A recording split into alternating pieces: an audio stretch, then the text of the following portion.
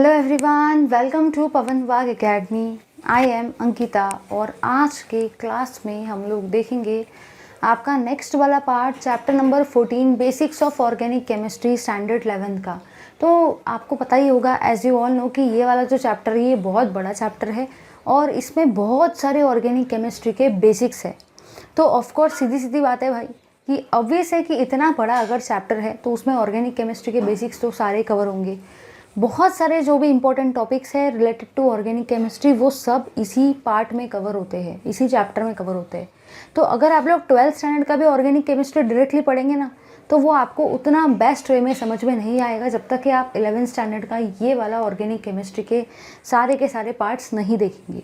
तो मेरी आप सबसे रिक्वेस्ट है कि सारे के सारे students try to make a point कि आप लोग सारे के सारे वीडियोस जो भी इस चैप्टर के हैं वो पूरी तरह से कंप्लीट करो। अब ये जो वीडियोस है ये थोड़े लेंथी आपको लगेंगे, ऐसा लगेगा कि कितने सारे पार्ट है इस चैप्टर के, लेकिन हम लोग एक भी पार्ट को छोड़ नहीं सकते। सपोज़ अगर मेरे को 2 या 3 पार्ट में अगर इस चैप्टर को कंप्लीट कराना है तो मेरे को आधे से ज़्यादा टॉपिक्स छोड़ने पड़ेंगे, और अगर मैंने वो टॉपिक्स छोड़ दिए ना तो आपको अभी तो प्रॉब्लम जाएगी लेकिन 12th में भी प्रॉब्लम जाएगी। इसलिए मैं हर एक छोटे से छोटा पॉइंट कवर कर रही हूँ, तो इसलिए थोड़ा टाइम लगेगा, लेकिन फिर भी आप लोग देखते रहिए। तो चलिए, तो जो आपका लास्ट वाला क्लास था उसमें हम लोगों ने देखा था IUPAC nomenclature of alkenes, alkynes और सिंपल मोनोफंक्शनल मोनोसाइक्लिक जो भी कंपाउंड्स थे वो। तो अल्कीन्स, अल्काइंस और सिंपल मोनोसाइक्लिक कंपाउंड्स को हम लोगों ने लास्ट वाले क्लास में कंप्लीट किया था। हम लोगों ने देखा था कि कौन से रूल्स हम लोग को फॉलो करने हैं IUPAC नेम लिखने के लिए। तो गाइस, आज के क्लास में हम लोग मूव करेंगे अपने आगे के पार्ट की तरफ, जिसमें हम लोग देखेंगे कि मोनोफंक्शनल कंपाउंड्स क्या होते हैं, पॉलीफंक्शनल कंपाउंड्स क्या होते हैं और कैसे हम लोग IUPAC नेम देते हैं मोनोफंक्शनल और पॉलीफंक्शनल कंपाउंड्स का। इसके बाद में आगे का पार्ट भी हम लोग कवर करेंगे। तो चलिए देखते हैं, ज़्यादा टाइम वेस्ट किए बिना सबसे पहले फंक्शनल कंपाउंड्स क्या होते हैं और उनका क्लासिफिकेशन कैसे होता है। चलिए देखते हैं। तो सबसे पहले हम लोग देख रहे हैं फंक्शनल कंपाउंड्स को, कि ये फंक्शनल कंपाउंड्स क्या होते हैं। तो आपको बस इतना ही याद रखना है, ऐसे कंपाउंड्स जिसमें कुछ ना कुछ फंक्शनल ग्रुप होता है उसी को आप फंक्शनल कंपाउंड बोलते हो। तो मैं ऐसा लिख सकती हूँ, the compounds which contains functional group. एक ऐसा कंपाउंड जिसमें फंक्शनल ग्रुप होता है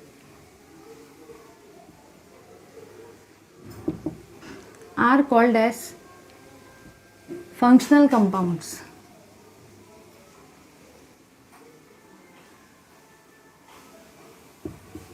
तो आपको बस इतना याद रखना है कि ऐसे कंपाउंड, जैसे कि इसका नाम ही फंक्शनल कंपाउंड्स, मतलब ऐसे कंपाउंड जिसमें कुछ ना कुछ फंक्शनल ग्रुप रहेगा उसी को आप फंक्शनल कंपाउंड बोलेंगे। अब दिमाग में क्वेश्चन आता है, ये फंक्शनल ग्रुप क्या चीज़ है।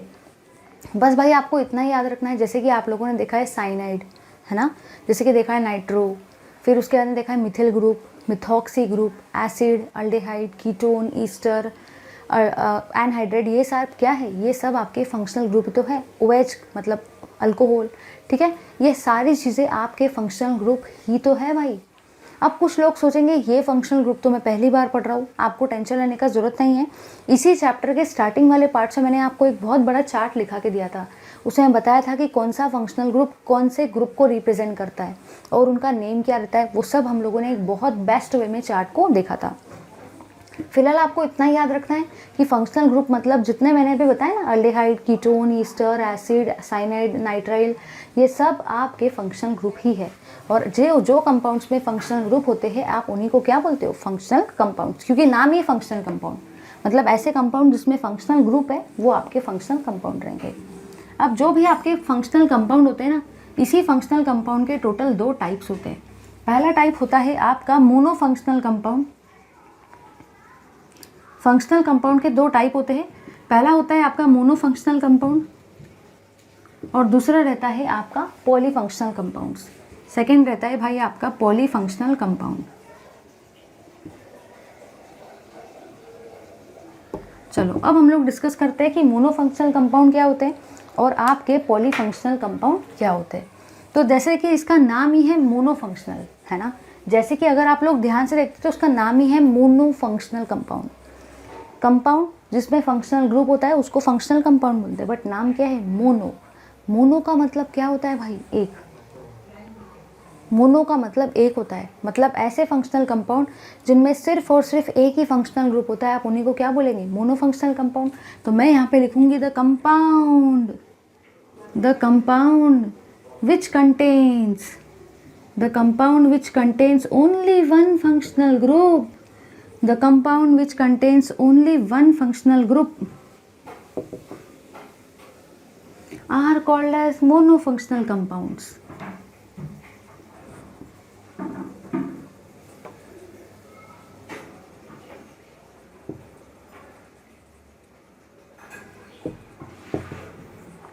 ठीक है, तो एक ऐसे कंपाउंड जिनमें सिर्फ और सिर्फ एक ही फंक्शनल ग्रुप होता है उसी को आप मोनोफंक्शनल कंपाउंड बोलते हो, क्योंकि मोनो का मतलब ही होता है रट्टा नहीं मानना कि मोनो फंक्शनल कंपाउंड में ऐसा कुछ रट्टा मत मानो। देखो ध्यान से, मोनो मतलब एक होता है, तो ऐसे फंक्शनल कंपाउंड जिनमें एक ही फंक्शनल ग्रुप रहेगा उसी को आप लोग सारे के सारे क्या बोलेंगे? Mono functional compound.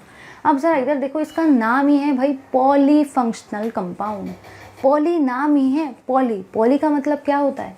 पॉली का मतलब होता है दो या दो से ज़्यादा। पॉली का मतलब ही क्या होता है भाई? पॉली का मतलब ही होता है दो या दो से ज़्यादा। तो मैं ऐसा लिख सकती हूँ द फंक्शनल कंपाउंड या the compound which contains two और more then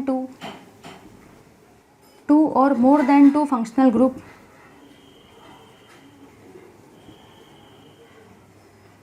are called as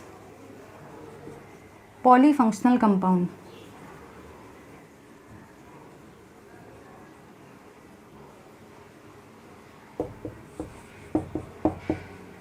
ठीक है भाई, तो अब आप आई होप सबको समझ गया है। मोनो फंक्शनल कंपाउंड में एक ही फंक्शनल ग्रुप रहेगा क्योंकि नाम ही है मोनो, और पॉलीफंक्शनल कंपाउंड में एक से ज़्यादा फंक्शनल ग्रुप रहते हैं। अब हम लोगों ने फंक्शनल कंपाउंड का क्लासिफिकेशन पढ़ लिया। अब हम लोग देखने वाले हैं कि हम लोग कैसे क्या IUPAC नेम देंगे, मतलब ही IUPAC नेम देने का पैटर्न क्या रहेगा, कौन से रूल्स को हम लोग फॉलो करेंगे और कैसे IUPAC नेम देंगे मोनोफंक्शनल कंपाउंड का और पॉलीफंक्शनल कंपाउंड का। अभी आपको डेफिनेशन से क्लियर तो हो गया है कि कंपाउंड में क्या रहने वाला है, लेकिन अब हम लोग देखेंगे कि इन कंपाउंड्स को कैसे क्या हम लोग IUPAC नेम देंगे। तो ले लो जल्दी से इस पार्ट का स्क्रीनशॉट, फिर हम लोग बढ़ते हैं अपने आगे के पार्ट की तरफ। चलो, अब हम लोग बढ़ रहे हैं अपने आगे के पार्ट की तरफ, जिसमें हम लोग देखेंगे कि ये सारे फंक्शनल ग्रुप जनरली आते हैं, क्योंकि अभी जैसे कि मैंने आपको फंक्शनल कंपाउंड पढ़ाया, मोनोफंक्शनल कंपाउंड पढ़ाया और पॉलीफंक्शनल कंपाउंड पढ़ाया, मतलब इनका डेफिनेशन तो आपको बेस्ट वे में क्लियर हो गया है। लेकिन अब दिमाग में क्वेश्चन आता है ना कि हम लोगों को फंक्शनल ग्रुप कौन से ये पता ही नहीं। अब कुछ लोग बोलेंगे हम लोगों को फंक्शनल ग्रुप तो पता है लेकिन उनके नाम ही नहीं पता। मतलब बहुत सारे केसेस है, बहुत सारे कंडीशंस है, बहुत सारे स्टूडेंट्स हैं जिनको फंक्शनल ग्रुप पता है और बहुत सारे ऐसे हैं जिनको फंक्शनल ग्रुप पता है बट उनका नाम नहीं पता। ठीक है भाई, तो आपको टेंशन लेने का बिल्कुल भी ज़रूरत नहीं है, क्योंकि अभी हम लोग फंक्शनल ग्रुप भी देख रहे हैं। जितने भी, वैसे तो फंक्शनल ग्रुप बहुत सारे, अगर मैं यहाँ लिखने जाऊँगी तो वो ख़त्म नहीं होंगे, लेकिन फ़िलहाल हम लोग इंपॉर्टेंट फंक्शनल ग्रुप्स को देख रहे हैं जो बहुत ज़्यादा इंपॉर्टेंट है, जो 11th और 12th के मेजर पार्ट में आता है। ठीक है, मेजर आपको कंपाउंड्स में यही वाले फंक्शनल ग्रुप देखने को मिलेंगे। ये सारे फंक्शनल ग्रुप की मैंने लिस्ट यहाँ पे लिख दी है, टाइम सेव करने के लिए पहले ही लिख दिया है। और अब हम लोग देखेंगे इन सारे के सारे फंक्शनल ग्रुप का नेम। दिमाग में सबसे पहला क्वेश्चन आता है प्रीफिक्स और सफिक्स क्या है। तो आपको यहाँ याद रखना है भाई कि एकदम बेस्ट वे में कि सपोज अगर मैं किसी भी चीज़ का नेम लिखती हूँ, लेट अस से ये नेम है, तो नेम की जो पहली चीज़ आती है उसको हम लोग प्रीफिक्स बोलते हैं, क्योंकि उसका नाम ही है प्री, है ना, मतलब वो नेम के पहले आएगा, इसीलिए वो क्या है, प्रीफिक्स। और कोई भी चीज़ अगर नेम के बाद में आती है तो उसी को आप लोग क्या बोलते हो, सफिक्स। तो ये है प्रीफिक्स। प्रीफिक्स मतलब जो चीज़ नेम के पहले आती है उसी को हम लोग प्रीफिक्स बोलते हैं, और जो चीज़ नेम के बाद में आती है उसी को हम लोग सफिक्स बोलते हैं। तो ये आपका सफिक्स है। ठीक है, तो आई होप सबको प्रीफिक्स और सफिक्स एकदम बेस्ट वे में क्लियर हो गया है। अब जो आगे का पार्ट है मेरा वो ये है कि आप लोगों ने यहाँ पे देखा होगा कि ये फंक्शनल ग्रुप के सामने मैंने दो लिखे हैं, प्रीफिक्स और सफिक्स, लेकिन जो आपके ये वाले फंक्शनल ग्रुप है इनके सामने सिर्फ और सिर्फ मैंने प्रीफिक्स ही लिखा है। और अगर आप ये वाले फंक्शनल ग्रुप को देखते हो ना, तो यहाँ पे आपको सिर्फ और सिर्फ मैंने प्रीफिक्स लिखा है, सफिक्स नहीं लिखा है। तो कहना मुझे ये है कि ये जितने फंक्शनल ग्रुप है इनके हमारे पास में दो नेम है, प्रीफिक्स का भी नाम है और सफिक्स का भी नाम है, लेकिन जो ये फंक्शनल ग्रुप है ना, इनका सिर्फ और सिर्फ प्रीफिक्स वाला ही नाम होता है। ठीक है, चलो देखते हैं नेम्स को। सबसे पहले अगर मैं बात करती हूँ ना इसकी COOH ग्रुप की, तो ये COOH ग्रुप के अलग अलग नेम्स हैं। तो देखो कैसे नाम है। सबसे पहले मैं बात करूँगी इसके सफिक्स की। तो सफिक्स में इसका नाम होता है आपका ओइक एसिड। अब देखो मैंने यहाँ पे डैश क्यों लगाया, क्योंकि जो सफिक्स होते हैं वो नेम के बाद में आते हैं। सफिक्स हमेशा नेम के बाद में आते हैं, इसलिए मैंने डैश लगाया। तो ये डैश का मतलब आप समझ जाओ कि यहाँ पे कुछ ना कुछ पहले लिखा हुआ रहेगा, फिर ये वाली चीज़ आपको लिखना है, क्योंकि सफिक्स हमेशा किसी भी नेम के बाद में आते हैं, इसलिए उनका नाम है सफिक्स, क्योंकि नेम के बाद में आ रहे हैं। तो नेम आएगा इसलिए मैंने यहाँ पे डैश लगाया, और बाद में आप लास्ट में क्या लगाएंगे, ओइक एसिड। ये COOR के लिए आप लोग लगाते हो O8। क्या लगाते हो, O8। तो यहाँ पे क्या आएगा, यहाँ पे कुछ ना कुछ नेम आएगा, इसलिए मैंने यहाँ डैश लिखा है, क्योंकि कुछ ना कुछ नेम आएगा और लास्ट में आप क्या लगाएंगे, O8। सफिक्स बाद में आता है। फिर ये है आपका C+OCl, मतलब ही COCl, तो उसी को आप बोलते हो ऑयल क्लोराइड। इसका नाम क्या है, ऑयल क्लोराइड। ये है आपका ऑयल और ये Cl मतलब क्लोराइड होता है। अगर मैं बात करती हूँ ना इसकी, तो इसका नाम आपका रहेगा अमाइड। इसका नाम आप लोग अमाइड लिखेंगे। ठीक है, उसके बाद में अगर मैं इसकी बात करती हूँ तो इसका नाम रहता है आपका नाइट्राइल। हर किसी में देखो मैंने पहले डैश लिखा है, क्योंकि ये सब सफिक्स वाले नाम हैं, तो इनके पहले कुछ ना कुछ नेम आएगा, वो डैश से आपको याद रहेगा कि कुछ ना कुछ नेम आने वाला है, और लास्ट में आपको ये लगाना है। और ये अगर देखा जाए ना तो ब्रॉड सेंस में इसको रट्टा ही मानना है, क्योंकि ब्रॉडली अगर मैं बोलूँ ना तो ये चीज़ समझने से ज़्यादा रट्टा मानने वाली है। जिसका रट्टा हो जाएगा उसी को आएगा, ये समझने इसमें समझने का कुछ है ही नहीं, जस्ट आपको रट्टा मानना है। ठीक है, ये है आपका अल्डेहाइड, तो इसका लास्ट में आप लगाएंगे Al। थोड़ा इधर देखो, ये OL नहीं है, ये Al है। Al का मतलब ही ये अल्डेहाइड को रिप्रेजेंट करता है। अब ये है आपका कीटोन, तो कीटोन के स्पेलिंग में लास्ट में क्या आता है, ओन, इसलिए हम लोग क्या लगाते हैं, ओन। अल्डेहाइड में Al होता है तो यहाँ पे Al आया। कीटोन में ओन होता है, कीटोन, तो ये ON वहाँ से आता है। और अगर मैं बात करती हूँ इसकी, तो ये है आपका OL। कुछ लोग इसको Al को OL से मिक्स कर देते, याद रखना ये अल्डेहाइड है तो Al, ये कीटोन है तो own, own ketone, on a गया। ये अल्कोहल है, अल्कोहल के लास्ट में क्या आता है, OL आता है, तो वो वाला OL यहाँ से आया। और अगर मैं बात करती हूँ इसकी, तो इसके लास्ट में आपका आएगा अमीन, क्योंकि वो आपका अमीन है।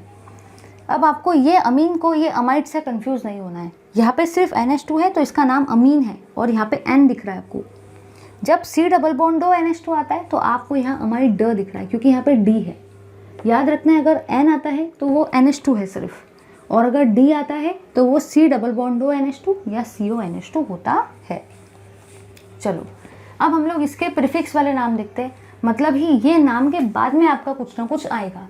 इसलिए अब देखो मैं क्या लिखूंगी, क्योंकि प्रीफिक्स का मतलब क्या होता है, वो नेम के हमेशा पहले आता है, इसलिए उसका नाम ही है प्री। प्री का मतलब क्या होता है, पहले, तो वो आपके नेम के पहले आएगा।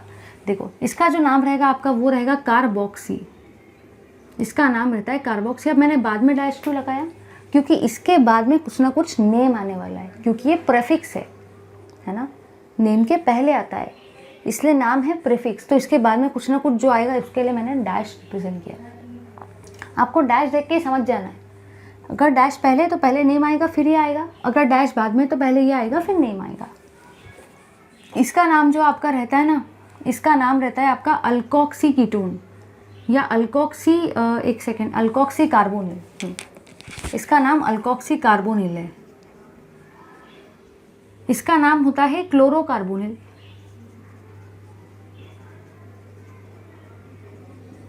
इसका नाम आपका होता है, वैसे तो इसको अमाइड ही बोलते हैं हम लोग जनरली, बट अमीनो कार्बोक्सी भी बोल सकते हैं। इसका नाम होता है कार्बोमिल। इसका नाम आपका होता है साइनो। इसका नाम आपका होता है फॉर्मिल। इसका नाम होता है ऑक्सो। इसका नाम आपका होता है अल्कोक्सी या तो हाइड्रोक्सी बोलेंगे इसको, और इसका नाम आपका होता है अमीनो। ठीक है, ये तो रट्टा ही मानना है, इसमें कुछ भी आपको करना नहीं, सिर्फ इसको रट्टा मान लो। अब रट्टा उसी को होगा जो एक बार इसको लिख के देखेगा, क्योंकि लिख के तो देखना ही पड़ता है। प्रैक्टिस के बिना आप सोचोगे कि मैं सिर्फ पढ़ के कर लूँगा, तो वैसा होता नहीं है। लिख के एक बार देख लो, सारी चीज़ें आपको हो जाएगी रट्टा टट्टा ही मानना है, उसमें और कुछ करना ही नहीं है। अगर मैं बात करती हूँ इसकी, तो ये जितने फंक्शनल ग्रुप है इसमें आपका सफिक्स वाली थिंग है ही नहीं, सिर्फ आपको प्रीफिक्स वाले ही नेम है और वही नेम को याद रखना है। ये रूल है कुछ। ये है NO2। NO2 का मतलब क्या होता है? नाइट्रो। तो आप उसी को लिखेंगे नाइट्रो, ठीक है। उसी को आप लोग क्या लिखेंगे? उसी को आप लोग लिखेंगे नाइट्रो। अब मैंने इसके बाद में डैश क्यों लगाया? क्योंकि इसके बाद में कुछ ना कुछ आने वाला है नेम, है ना, प्रीफिक्स है वो, तो नेम इसके बाद में आएगा, इसलिए मैंने डैश यहाँ पे लगाया। ये इसका नाम होता है हेलो। इसको क्या बोलते हैं? हेलो। ये वाला हेलो नहीं है, ये दूसरा हेलो है। अब ये है आपका F। तो जैसे X का मतलब हेलो है, तो F का मतलब क्या होगा? फ्लूरो। तो आप इसको लिखेंगे फ्लूरो, ठीक है। अब Cl का मतलब वैसे ही क्या होगा? क्लोरो। तो यहाँ पे मैं क्या लिखूँगी? यहाँ पे मैं आपका लिखूँगी क्लोरो। उसके बाद में है Br। तो Br का मतलब क्या होता है? ब्रोमो। तो यहाँ पे मैं आपका लिखूँगी ब्रोमो। I का मतलब ही क्या होता है? आयोडो। तो यहाँ पे मैं लिखूँगी आपका आयोडो। OR का मतलब होता है अल्कोक्सी, ठीक है। OR का मतलब आपका क्या रहता है? OR का मतलब ही आपका रहता है अल्कोक्सी। तो यहाँ पे मैं लिखूँगी अल्कोक्सी, ठीक है। ये OCH3 का मतलब है वैसे क्या होगा? मिथॉक्सी। तो इसको लिखेंगे हम लोग मिथॉक्सी। वैसे ही OC2H5 का मतलब क्या होगा? Ethoxy. In the same fashion OC3H7 का मतलब ही क्या होगा? प्रोपॉक्सी। इसको आप N प्रोपॉक्सी भी बोल सकते हो, ठीक है। तो बस आपको इतना ही याद रखना है कि प्रीफिक्स मतलब वो चीज़ जो नेम के पहले आती है, इसीलिए उनका नाम है प्रीफिक्स। और सफिक्स मतलब वो चीज़ जो नेम के बाद में आती है। ये फंक्शनल ग्रुप के दोनों नेम है, प्रीफिक्स और सफिक्स वाले। याद कर लो क्योंकि बहुत काम के। इसके बिना आप किसी भी कंपाउंड का IUPAC नेम नहीं दे सकते। अगर आपको ये पूरे फंक्शनल ग्रुप के नेम्स याद हो गए और अगर आपको नॉर्मल जो रूल्स हम लोग फॉलो करते हैं वो भी याद हो गया, तो अगर मैंने आपके सामने कोई भी कंपाउंड ला दिया ना, irrespective of any chapter, irrespective of any standard, आप वो फंक्शनल ग्रुप को देखकर ही उस कंपाउंड का IUPAC नेम यू बता सकते हो। बिल्कुल ही आपको टेंशन नहीं रहेगा, कोई भी चीज़ का आप यू बता सकते हो। कैसे? क्योंकि आपको फंक्शनल ग्रुप के नेम याद हो जाएंगे और रूल्स पता चल जाएंगे, तो आप लोग भाई एकदम स्मार्ट बन जाएंगे, ठीक है। तो ये हुए आपके सारे के सारे फंक्शनल ग्रुप के नेम्स। जल्दी से पहले इस पार्ट का स्क्रीनशॉट लो, फिर हम लोग लेते हैं कुछ एग्जाम्पल्स को डिस्कस। चलिए भाई, अब डिस्कस करते हैं बहुत सारे एग्जाम्पल्स को। सबसे पहले मैं इजी एग्जाम्पल्स को ले रही हूँ, सो दैट एक क्लैरिटी आ जाए कि कैसे क्या रूल को अप्लाई करना है, और उसके बाद में हम लोग टफ एग्जाम्पल्स को भी ले सकते हैं। अब मेरे को कहना ये है कि जैसे कि मैंने आपको बताया, फंक्शनल कंपाउंड्स में तो दो टाइप्स होते हैं, मोनोफंक्शनल और पॉलीफंक्शनल। अब पॉलीफंक्शनल कंपाउंड को पहले हम लोग डिस्कस नहीं करेंगे, क्योंकि उसमें और भी फिर अंदर में कुछ रूल्स है। हम लोग सबसे पहले डिस्कस क्या करेंगे? मोनोफंक्शनल कंपाउंड को। तो आपको फिलहाल इतना याद रखना है कि अगर आपको मोनोफंक्शनल कंपाउंड्स को IUPAC नेम देना है, तो सबसे पहला पॉइंट आपको जो याद रखना है वो ये है कि मोनोफंक्शनल कंपाउंड में सिर्फ और सिर्फ आपका एक ही फंक्शनल ग्रुप रहेगा। सेकेंड चीज़ जो आपको याद रखनी है वो ये है कि सारे के सारे फंक्शनल ग्रुप के प्रीफिक्स और सफिक्स वाले नेम। तीसरी थिंग, आप जो हमेशा नॉर्मली रूल अप्लाई करते हो कि select the longest alkyl chain of carbon atom, always give numbering. Numbering ऐसे देना है सच दैट आपके फंक्शनल ग्रुप को छोटे से छोटा नंबर मिले। कुछ लोग सोचेंगे ये कितना फास्ट चल रहा है, ये तो मैं पहली बार सुन रहा हूँ। नहीं भाई नहीं, ये चीज़ मुझे ऐसा लगता है मैं हर लेक्चर में आपको पढ़ाते आ रही हूँ। एक लेक्चर में पढ़ाया था IUPAC नेम ऑफ अल्केन, दूसरे में पढ़ाया था IUPAC name of alkyne alkyne, तीसरे में पढ़ाया था IUPAC name of simple monocyclic compound. उन सब में भाई यही तो रूल देखते आ रहे, कुछ नए रूल थोड़ी देखे। कौन सा रूल देखा? सबसे पहला rule always select the longest alkyl chain of carbon atom. फिर उसके बाद में सेकेंड रूल बताया था कि नंबरिंग देना है। तीसरा रूल क्या था? नंबरिंग ऐसे डायरेक्शन से देना सच दैट आपके फंक्शनल ग्रुप को छोटे से छोटा नंबर मिलना चाहिए। ठीक है भाई, याद आया? और चौथा पॉइंट क्या था कि हमेशा आपको नंबरिंग जो देना है वो तो आपने नंबरिंग दे दी, नेम कैसे दोगे? अल्फ़ाबेटिकल ऑर्डर में। एक बार मैं सारे के सारे रूल्स को लिख देती हूँ सो दैट आपको एक क्लियर कट आइडिया मिल जाए। तो सबसे पहला आपका रूल था select the longest alkyl chain. सबसे पहले मैं आपको रूल्स लिखा देती हूँ। IUPAC नेम अगर आपको देना है मोनोफंक्शनल कंपाउंड्स को, मोनोफंक्शनल कंपाउंड्स को अगर आपको IUPAC नेम देना है तो उसके लिए सबसे पहले तो हम लोग किसी रूल्स को समझ लेते हैं कि रूल्स क्या कहते हैं। तो सबसे पहला आपका रूल क्या कहता है? Select the longest alkyl chain of carbon atom. Select the longest alkyl chain of carbon atom containing functional group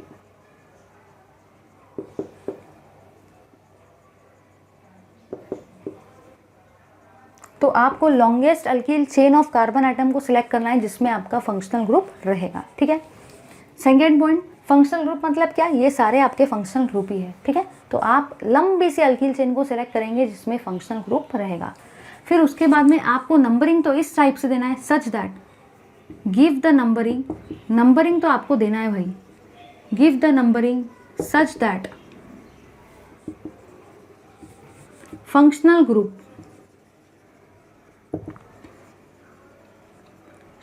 should get lowest possible number।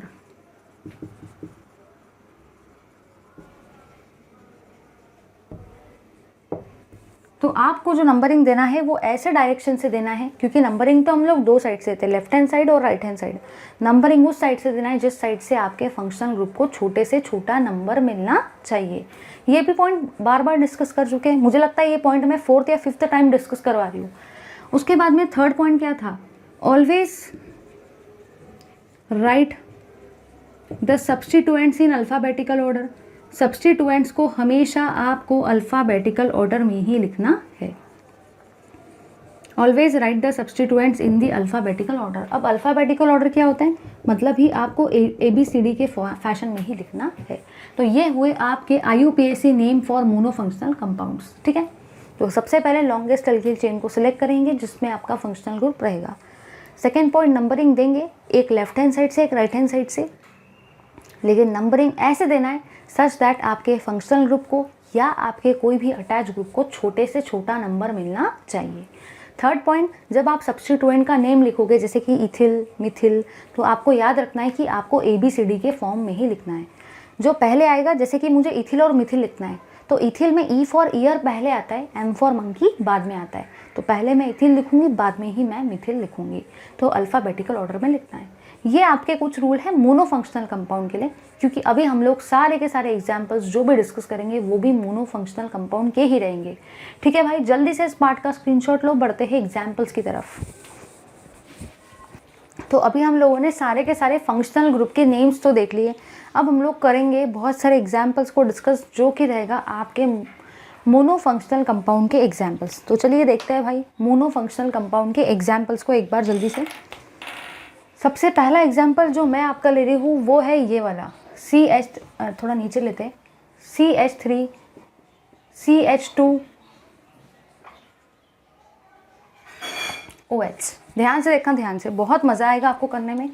सबसे पहली और सबसे काम की चीज़, आप लोग अगर ध्यान से देखते तो यहाँ पे सिर्फ और सिर्फ आपका एक ही फंक्शनल ग्रुप है, मतलब ये भी आपके मोनोफंक्शनल कंपाउंड का ही एग्जाम्पल है। तो अब ज़रा ध्यान से देखना, ये 2 कार्बन है, तो 2 कार्बन वाले अल्केन का नाम क्या होता है भाई, इथेन। 2 कार्बन वाले अल्केन का नाम क्या होता है, इथेन। अब जल्दी से इधर देखो, ये OH ग्रुप जो है, OH ग्रुप के लिए आप कौन सा वाला सब्स्टिट्यूएंट यूज़ करेंगे, क्या नाम यूज़ करेंगे OH के लिए, सफिक्स ऑल, इसलिए मैंने यहाँ पे क्या लगाया, ऑल। समझ में आया। तो अब आपको ये चीज़ क्लैरिफाई हो रही होंगी कि कैसे क्या ये हो रहा है। देखो CH3 CH2 ये आपके 2 कार्बन है, और 2 कार्बन वाले अल्केन का नाम क्या होता है, इथेन, और यहाँ पे OH है। तो OH ग्रुप के सामने में जो आपका सफिक्स है वो क्या है, ओल, इसलिए मैंने यहाँ पे क्या लगाया, ओल, ठीक है। चलो नेक्स्ट थिंग देखेंगे, CH3 CH2 CH2 OH। ध्यान से देखना भाई, ध्यान से। यहाँ पे आपके टोटल कार्बन कितने हैं, यहाँ पे आपके टोटल कार्बन है 3, और 3 कार्बन वाले अल्केन का नाम क्या होता है, प्रोपेन। तो मैंने यहाँ पे क्या लिखा, मैंने यहाँ पे लिखा आपका प्रोपेन। अब यहाँ पे आपका जो ग्रुप है ना, वो ग्रुप है OH, और OH ग्रुप के जो सफिक्स का नाम है वो क्या है, ओल, है ना, ओल है, इसलिए मैंने यहाँ पे क्या लगाया, ओल, प्रोपेनॉल। अब 1 भी लगा सकते हैं, लेकिन फिलहाल आपको समझ में आ रहा है कैसे क्या हो रहा है। चलो अब हम लोग लेते हैं कुछ और एग्जाम्पल, CH3 CH2 COOH। ध्यान से देखना भाई, ध्यान से। यहाँ पे आपके टोटल कार्बन कितने हैं, 3। इस एग्जाम्पल के केस में आपके टोटल कार्बन कितने हैं, 3, और 3 कार्बन वाले अल्केन का नाम क्या होता है, प्रोपेन। तो मैंने यहाँ पे लिखा प्रोपेन। अब यहाँ पे जो आपका ग्रुप है वो कौन सा है, COOH ग्रुप। तो COOH ग्रुप के लिए सफिक्स का नाम क्या रहता है, ओइक। COOH ग्रुप में सफिक्स का नाम क्या होता है, ओइक। तो मैंने यहाँ पे क्या लगाया, देखो, ओइक एसिड। समझ में आया। ये ऐसे ही आपको यहाँ पे करना है। तो यहाँ पे 2 कार्बन थे तो इथेन, और OH मतलब होता है ओल, तो यहाँ पे भी ओल आए, यहाँ पे भी ओल आए। यहाँ पे आपके टोटल कार्बन कितने हैं? 3, और 3 कार्बन वाले अल्केन का नाम क्या होता है? प्रोपेन। फिर उसके बाद में आपने देखा कि COOH ग्रुप के लिए सफिक्स का नाम क्या है? ओइक, तो मैंने यहाँ पे क्या लगाया? Oic acid. ठीक है, चलो और आगे बढ़ेंगे।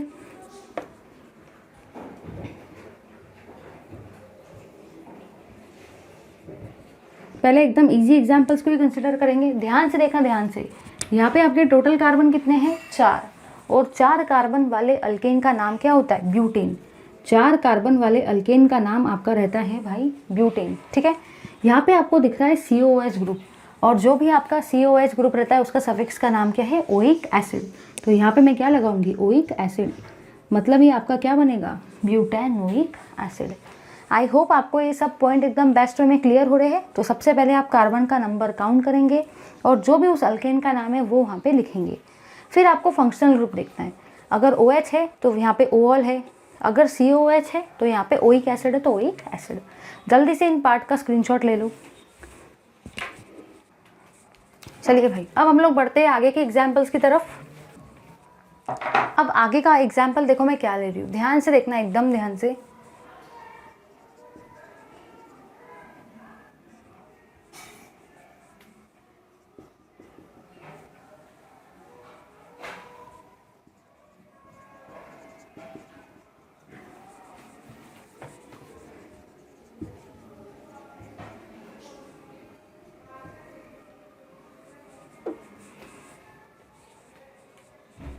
चलिए इधर देखो भाई, ध्यान से देखना, ध्यान से। यहाँ पे आपके टोटल कार्बन कितने हैं? 2। अब कुछ लोग सोचेंगे ये और ये सेम कैसे है? देखो भाई, ये भी आपका यहाँ पे CN है, लेकिन आपको याद रखना है कि C और N के बीच में हमेशा कितने बॉन्ड होते हैं? 3 बॉन्ड। तो यहाँ पे C और N के बीच में कितने बॉन्ड है? 3 बॉन्ड है, 3 बॉन्ड्स है। अब यही जो CN है ना, वही ये है, ये कुछ डिफरेंट नहीं है, ये दोनों सेम ही है। तो फिर आप लोग सोचेंगे कि जब सेम ही है तो एक ही क्यों नहीं लिखा? मैंने यहाँ पे 2 बार इसलिए लिखा ताकि आपको आइडिया मिल जाए कि ये CN को ऐसा भी लिखा जाता है। अगर मैं आपको सिर्फ और सिर्फ ये वाला CN बताती थी और ये वाला CN नहीं बताती थी तो आप लोगों को बहुत कन्फ्यूजन होता था अगर पेपर में ये वाला CN आ जाता तो। इसलिए याद रखना है कि CN को ऐसा भी लिखते हैं। ठीक है, चलो आगे बढ़ते हैं। ध्यान से देखना, यहाँ पे आपके टोटल कार्बन कितने हैं? 2, और 2 कार्बन वाले अल्केन का नाम क्या होता है? इथेन। 2 कार्बन वाले अल्केन का नाम क्या होता है भाई? इथेन होता है। अब जरा इधर देखो कि CN में सफिक्स का नाम क्या है। ध्यान से देखो, CN CN CN कहाँ है भाई? यहाँ है आपका CN के सफिक्स का नाम क्या होता है? नाइट्राइल।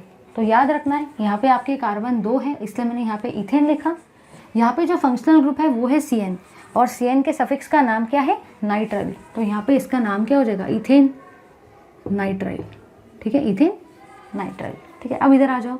यहाँ पे आपके टोटल कार्बन कितने हैं? 3, और 3 कार्बन वाले अल्केन का नाम क्या होता है? 3 कार्बन वाले अल्केन का नाम होता है आपका प्रोपेन। फिर यहाँ पे आपको फिर से क्या दिख रहा है? फिर यहाँ पे आपको फिर से दिख रहा है CN, और CN के सफिक्स का नाम क्या होता है? नाइट्राइल।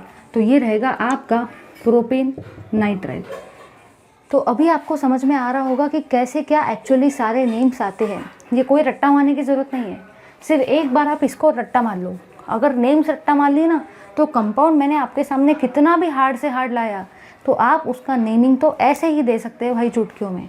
तो आपको याद रखना है, टोटल कार्बन 3 है तो प्रोपेन, और CN मतलब ही क्या होता है? CN जो होता है उसका जो भी सफिक्स है उसका नाम नाइट्राइल होता है। तो मैंने यहाँ पे क्या लिखा? Propane nitrile. ठीक है, ले लो जल्दी से इस पार्ट का स्क्रीनशॉट। चलिए कुछ और आगे के नए एग्जाम्पल्स डिस्कस करते हैं। ध्यान से देखना भाई नेक्स्ट एग्जाम्पल को।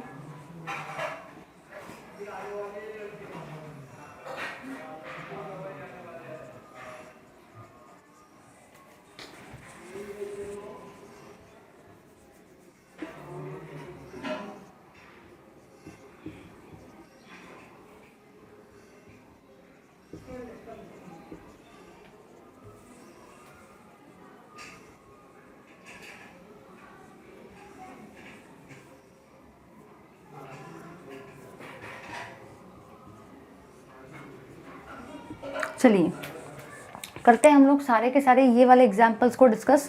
सबसे पहला एग्जाम्पल ध्यान से देखना भाई, ध्यान से। यहाँ पे आपके टोटल कार्बन कितने हैं? ये हम सब जितने भी नेम्स दे रहे हैं ना, सारे IUPAC नेम दे रहे हैं, क्योंकि जैसे कि मैंने हेडिंग ही डाला था सभी कि हम लोग अभी IUPAC नॉमेनक्लेचर सीख रहे हैं सारे के सारे फंक्शनल ग्रुप का। तो ये मैं आपको एक चैप्टर या दूसरे चैप्टर में नहीं बता रही हूँ। अगर आप लोग 12th में जाएंगे तो कीटोन में आपको सिर्फ कीटोन का ही नेमिंग देना है, अल्डिहाइड वाले चैप्टर में सिर्फ अल्डिहाइड का, अमीन्स वाले चैप्टर में सिर्फ अमीन्स आएंगे, हैलोजन डेरिवेटिव्स में हैलाइड्स आएंगे, fluorine, chlorine, bromine, iodine, alcohol में सिर्फ अल्कोहल आएगा, फिनॉल में सिर्फ फिनॉल आएगा और ईथर में सिर्फ ईथर आएगा। लेकिन ये जो क्लास है ना, ये सबसे इम्पॉर्टेंट क्लास है। मैं अगर बोलूँ ना, जितने भी IUPAC नॉमेनक्लेचर आपने पढ़े हैं, alkane, alkyne, alkyne, monocyclic compound, लेकिन सबसे इम्पॉर्टेंट क्लास जो है वो आज का क्लास है, क्योंकि उसमें एक या दो फंक्शनल ग्रुप कवर नहीं हो रहे, उसमें सारे फंक्शनल ग्रुप कवर हो रहे। मतलब ये क्लास जिसने देख लिया ना, उसका 11th में तो होगा ही होगा फ़ायदा, लेकिन जो 12th स्टैंडर्ड है ना, वहाँ पे उसके सारे के सारे IUPAC नॉमेनक्लेचर क्लियर हो जाएंगे भाई। भले ही आपको बोर मार रहा होगा, लेकिन ये जो क्लास है ना, सीरियसली बता रही हूँ मैं, आपको बहुत हेल्प करेगा। चलो इधर देखो, यहाँ पे आपके टोटल कार्बन कितने हैं? 4, और 4 कार्बन वाले अल्केन का नाम क्या होता है भाई? ब्यूटेन होता है। तो मैंने यहाँ पे ब्यूटेन लिखा। अब यहाँ पे आपको C double bond O group दिख रहा है, तो याद रखना है ये जो C डबल बॉन्ड O होता है ना, इसी का मतलब CO होता है। याद रखना है भाई, ये CO जो होता है इसी का मतलब आपका C डबल बॉन्ड O होता है। तो जो आपका C डबल बॉन्ड O है, इसी का मतलब जो आपका CO ग्रुप है उसका सफिक्स का नाम क्या है? ओन। ध्यान से देखो, जो भी आपका C डबल बॉन्ड O है या जो भी आपका CO है, उसके सफिक्स का नाम क्या है? ओन। तो मैं यहाँ पे क्या लिखूंगी? ब्यूटेनोन। आई होप सबको ये पॉइंट एकदम बेस्ट वे में क्लियर हुआ है। तो याद रखना है आपको, सबसे पहले टोटल कार्बन 4 थे, तो मैंने यहाँ पे ब्यूटेन लिखा, ठीक है। उसके बाद में आगे बढ़ेंगे, तो जो भी आपका C double bond O group है, मतलब है जो भी आपका C है, उसी को आप सफिक्स में क्या नाम लिखते हो? ओन। क्या लिखते हो? ओन। तो इसलिए मैंने क्या लिखा? ओन। अभी मैं फ़िलहाल नंबरिंग नहीं दे रही हूँ, थोड़ा सा वेट करो। यहाँ पे देखो, यहाँ पे आपके टोटल कार्बन कितने हैं? 1 2 3 4 5, 5 कार्बन है। और 5 कार्बन वाले अल्केन का नेम क्या होता है? पेंटेन। आपके 5 कार्बन वाले अल्केन का नेम होता है पेंटेन। अब देखो, यहाँ पे भी आपको C double bond O group दिख रहा है, और C डबल बॉन्ड O मतलब ही CO के लिए जो भी आपका सफिक्स है उसका नाम क्या है? ओन। तो यहाँ पे मैं क्या लगाऊंगी? ओन। फिलहाल मैं नंबरिंग यहाँ पे भी नहीं दे रही हूँ। चलो और आगे बढ़ेंगे। यहाँ पे ध्यान से देखो, यहाँ पे आपके टोटल कार्बन कितने हैं? 3, और 3 कार्बन वाले अल्केन का नेम आपका क्या होता है? प्रोपेन।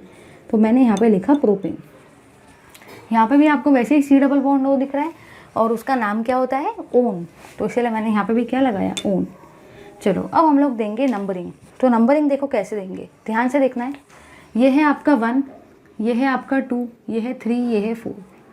यहाँ पे भी वैसे देंगे 1 2 3 4 5, यहाँ पे भी वैसे देंगे 1 2 3। अब कुछ लोग सोचेंगे ये तो डायरेक्ट नंबरिंग देंगे, हमको तो कुछ समझ ही नहीं रहा है कैसे करना है। टेंशन मत लो भाई, ये चीज़ मैं ऑलरेडी पढ़ा चुकी हूँ।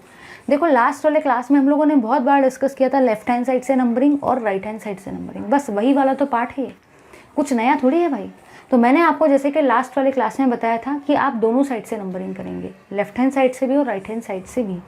जिस साइड से आपके फंक्शनल ग्रुप को छोटे से छोटा नंबर मिलेगा, आप उसी साइड से नंबरिंग करेंगे।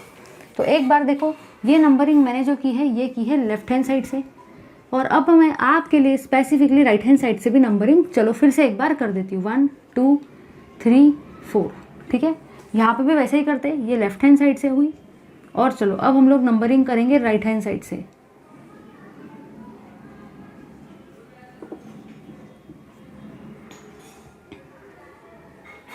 वन 2 3 4 5, यहाँ पे भी वैसे ही करेंगे। ये नंबरिंग हुई लेफ्ट हैंड साइड से, और अब हम लोग नंबरिंग करेंगे राइट हैंड साइड से। चलो अब ध्यान से देखना, एकदम ध्यान से। आप लोगों ने यहाँ पे क्या ऑब्जर्व किया? आप लोगों ने यहाँ पे ये ऑब्जर्व किया भाई, जब आप लोग नंबरिंग राइट हैंड साइड से कर रहे हो तो आपके फंक्शनल ग्रुप को सेकंड नंबर मिल रहा है, और लेफ्ट हैंड साइड से नंबरिंग करने पर आपके फंक्शनल ग्रुप को मतलब ही कार्बोनिल को मतलब ही CO को थर्ड नंबर मिल रहा है। लेफ्ट हैंड साइड से सेकंड नंबर मिला और राइट हैंड साइड से थर्ड नंबर मिला। तो आप में से कोई मुझे बता सकता है कि फंक्शनल ग्रुप को हमेशा हमें कौन सा नंबर देना पड़ता है? लोएस्ट पॉसिबल नंबर, छोटे से छोटा नंबर। तो सेकंड नंबर छोटा है या थर्ड नंबर छोटा है? सेकंड नंबर छोटा है, इसलिए मैंने यहाँ पे क्या लिखा? Butane 2 on. कुछ लोग इसको ब्यूटेन 3 ऑन लिखेंगे, लेकिन वो एब्सोल्युटली गलत रहेगा, क्योंकि आप लोग नंबरिंग यहाँ पे राइट हैंड साइड से करेंगे इस केस में, क्योंकि यहाँ पे राइट हैंड साइड से नंबरिंग करने पर CO को सेकंड नंबर मिल रहा है। चलो इधर आ जाओ भाई, ध्यान से देखना सारे के सारे, एकदम ध्यान से। जब आप यहाँ पे लेफ्ट हैंड साइड से नंबरिंग करें तो इस CO को सेकेंड नंबर मिल रहा है, देखो सेकेंड नंबर है। बट जब आप राइट हैंड साइड से नंबरिंग करें तो इस CO को फोर्थ नंबर मिल रहा है। तो आप ही बताओ भाई, 2 नंबर छोटा है या 4 नंबर छोटा है? 2 नंबर आपका छोटा है। मतलब इस केस में आप लोग लेफ्ट हैंड साइड से ही नंबरिंग करेंगे और राइट हैंड साइड से नंबरिंग नहीं करेंगे। तो यहाँ पे आपका क्या आएगा? यहाँ पे आपका जो आएगा वो रहेगा भाई 2। चलो आगे बढ़ेंगे, यहाँ पे ध्यान से देखना। कुछ लोग सोच रहे होंगे ये तो बहुत फास्ट चल रहा है। अरे भाई ये चीज़ मैं ऑलरेडी 10 क्लास में डिस्कस करा चुकी हूँ, हम लोग ऑलरेडी IUPAC पढ़ चुके हैं ना। चलो इधर आ जाओ, यहाँ पे आपके टोटल कार्बन कितने हैं? 3। तो मैंने यहाँ पे क्या लिखा? प्रोपेन। यहाँ पे C double bond O group है, C डबल बॉन्ड O हो या CO हो तो उसी को आप लोग ओन बोलते हो। लेफ्ट हैंड साइड से नंबरिंग करो या राइट हैंड साइड से नंबरिंग करो, दोनों साइड से नंबरिंग करने के बाद आपके CO को सेकंड नंबर ही मिल रहा है। तो यहाँ पे तो सोचने का सवाल ही नहीं उठता है, डायरेक्टली आप लोग क्या लिखेंगे? 2 लिखेंगे। तो बस आपको इतना ही याद रखना है भाई कि नंबरिंग करते वक्त हमेशा नंबरिंग ऐसे करो सच दैट आपके फंक्शनल ग्रुप को छोटे से छोटा नंबर, मतलब ही लोएस्ट पॉसिबल नंबर मिलना चाहिए। तो उसके लिए आप लोग क्या करेंगे? नंबरिंग लेफ्ट हैंड साइड से भी करके देखेंगे, नंबरिंग राइट हैंड साइड से भी करके देखेंगे और कंपेयर करेंगे कि फंक्शनल ग्रुप को दोनों साइड से नंबर करने के बाद छोटा नंबर कौन से साइड से मिल रहा है। जो साइड से आपके फंक्शनल ग्रुप को छोटा नंबर मिल रहा है आप उसी साइड से नंबरिंग करेंगे। ठीक है, जैसे कि यहाँ पे यहाँ पे यहाँ पे ले लो भाई जल्दी से इस पार्ट का स्क्रीनशॉट, फिर हम लोग करते हैं अपने आगे के एग्जाम्पल्स को डिस्कस।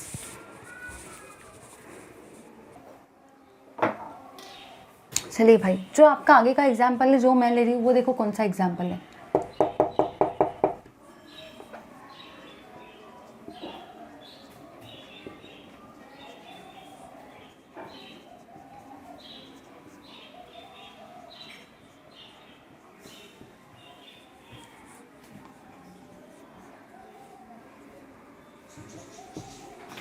ध्यान से देखना भाई, एकदम ध्यान से। यहाँ पे आपके टोटल कार्बन कितने हैं? 2। टोटल कार्बन 2 है ना।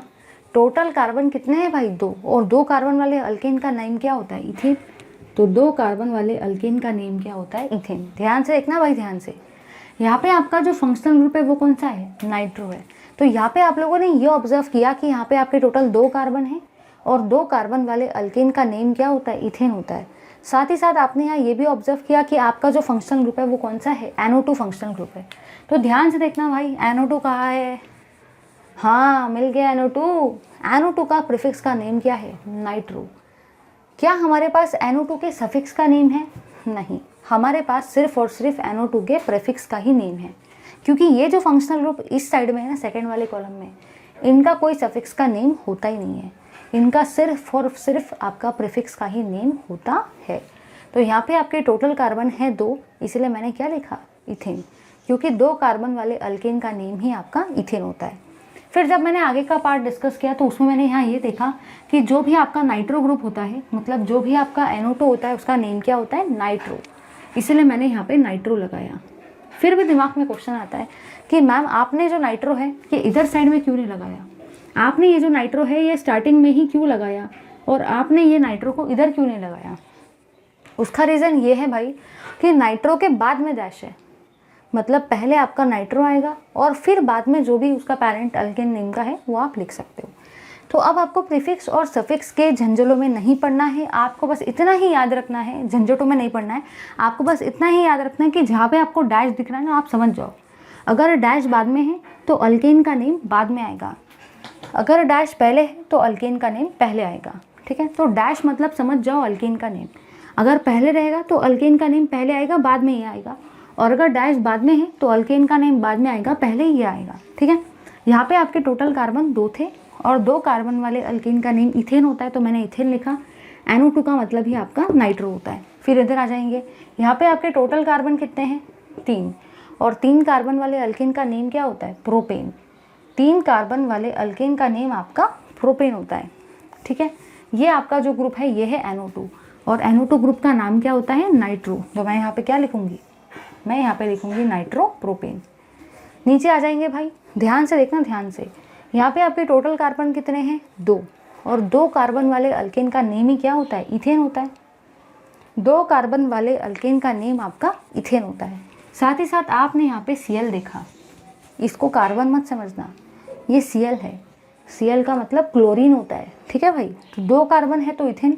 और आप लोग देखो भाई Cl के लिए क्या नाम होता है, क्लोरो। तो मैंने यहाँ पे क्या लगाया, मैंने यहाँ पे आपका लगाया क्लोरो इथेन, क्योंकि Cl के लिए जो प्रीफिक्स का नाम है वो है क्लोरो।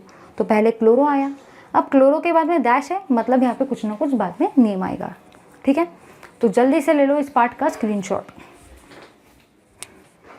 चलिए भाई, अब कुछ एग्जाम्पल्स हम लोग और आगे डिस्कस करते हैं। आगे के एग्जाम्पल ज़रा ध्यान से देखना कि क्या कहते हैं आपके आगे के एग्जाम्पल्स।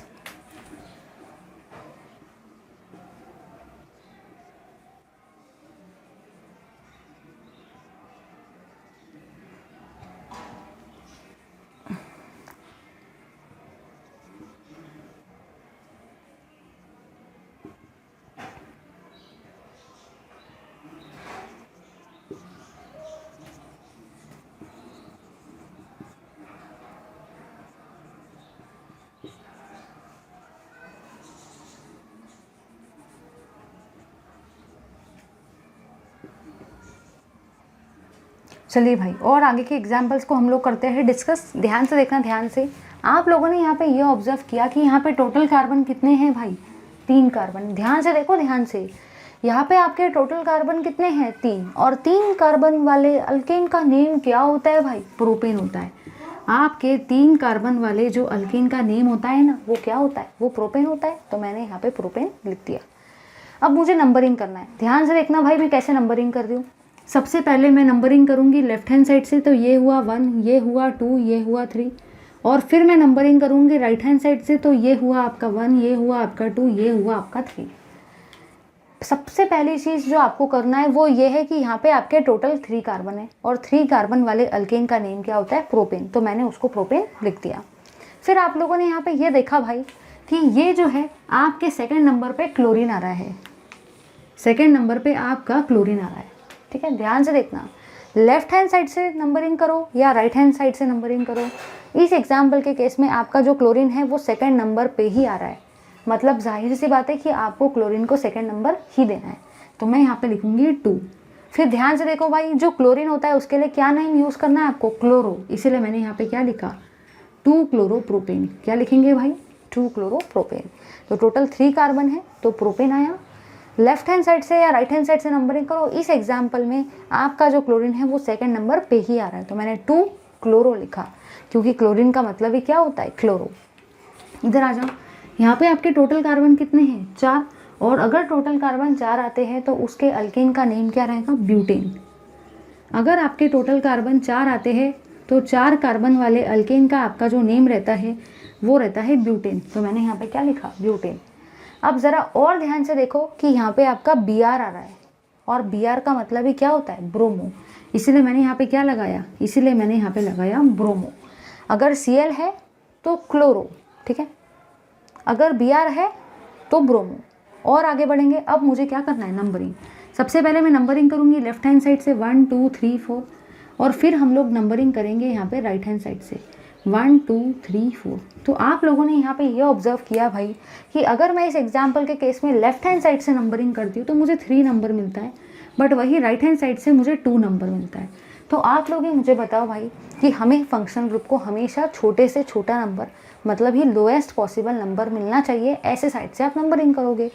लेफ्ट हैंड साइड से 3 मिल रहा है, राइट हैंड साइड से 2 मिल रहा है, मतलब आपका राइट हैंड साइड करेक्ट है और आपका लेफ्ट हैंड साइड कैसा है, रॉन्ग है।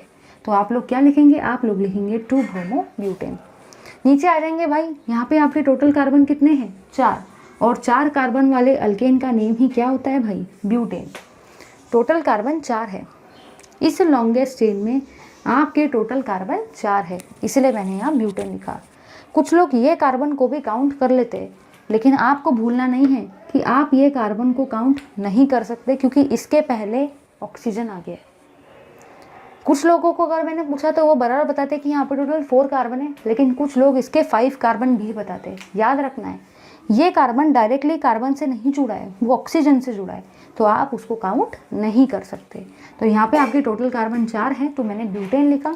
फिर आपने देखा कि यहाँ पे आपका जो फंक्शनल ग्रुप है वो है OCH3। अब OR का मतलब होता है अल्कोक्सी, OCH3 का मतलब भी क्या होता है, मीथॉक्सी। OC2H5 का मतलब भी क्या होता है, ईथॉक्सी।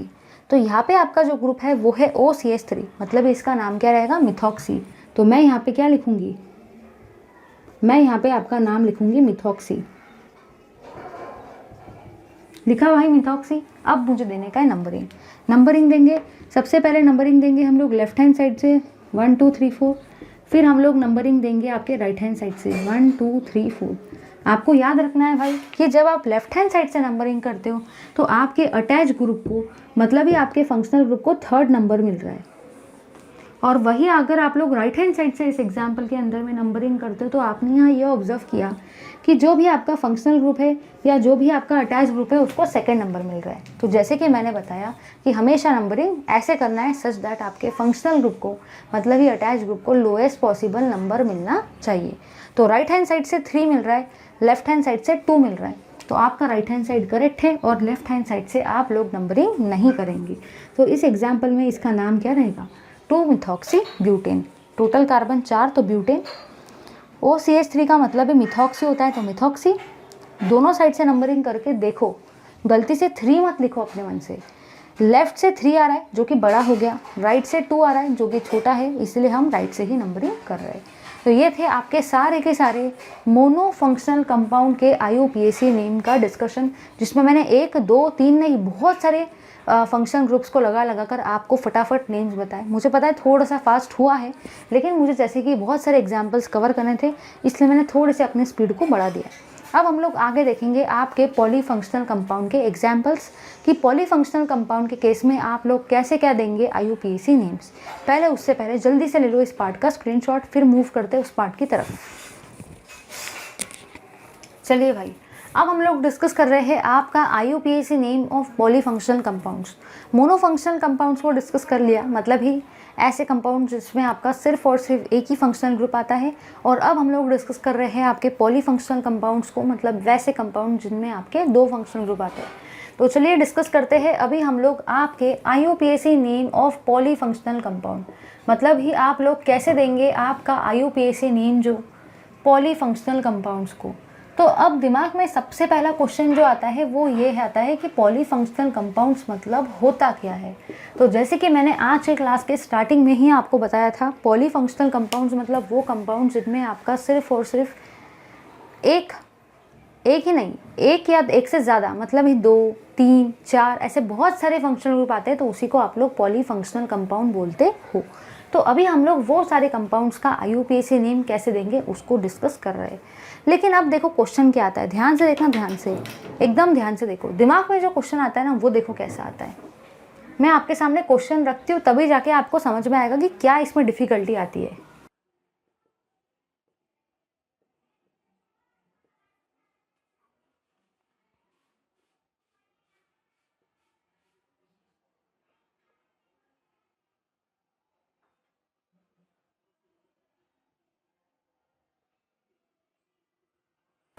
चलिए अब देखो दिमाग में क्वेश्चन क्या आएगा, ध्यान से देखना, ध्यान से देखो, एकदम ध्यान से।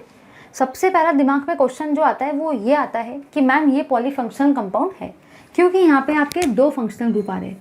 कभी भी अगर आपके 2 या 2 से ज़्यादा फंक्शनल ग्रुप किसी एक कंपाउंड में आते हैं तो उसी को आप लोग सारे के सारे पॉलीफंक्शनल कंपाउंड बोलते हो। तो ये आपका पॉलीफंक्शनल कंपाउंड का एग्जाम्पल है।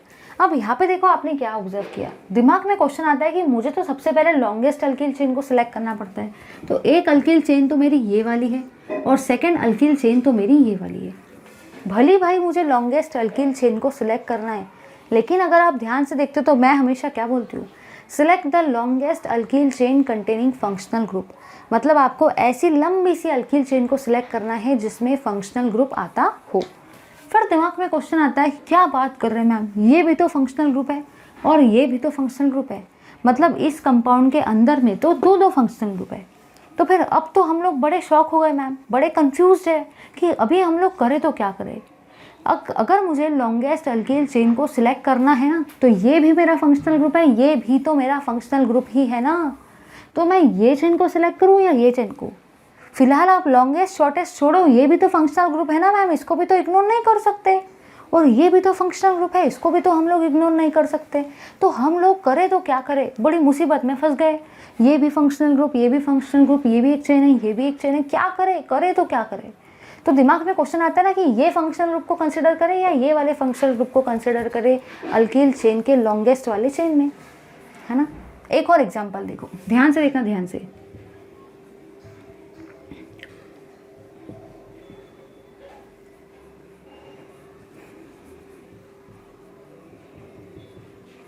यहाँ पे देखो, यहाँ पे आपका ये NH2 भी फंक्शनल ग्रुप है और यहाँ पे आपका ये OH भी फंक्शनल ग्रुप है।